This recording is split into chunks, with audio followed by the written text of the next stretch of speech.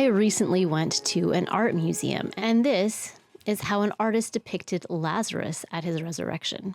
This picture isn't a bad representation. He at least looks like he could be a Middle Eastern man.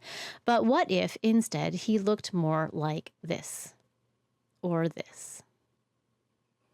I had certainly never pictured Lazarus as someone with Down syndrome until it was suggested in one of the books I referenced earlier.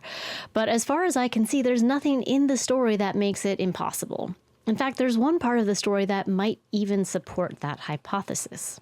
Looking at the text, I had never noticed before that Lazarus doesn't have any lines, but he doesn't. Mary and Martha have a lot to say in John 11, but Lazarus only comes forth from the tomb. No words. In chapter 12, he is mentioned again, but again, only his presence is noted. In the Luke 10:38 through 42 passage that seems to reference the same two sisters, Lazarus isn't mentioned at all. And interestingly enough, the house is said to belong to Martha.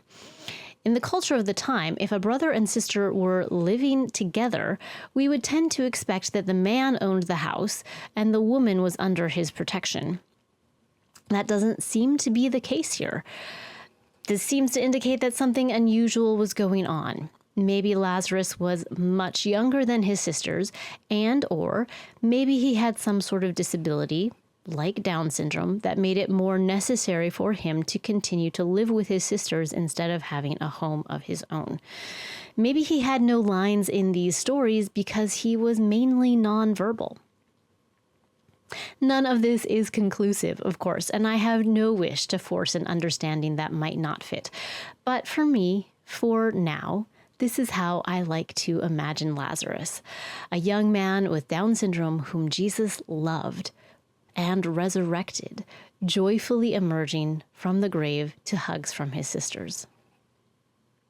I can assure you that everyone who has a loved one with Down syndrome is deeply aware of the proximity of death in this life.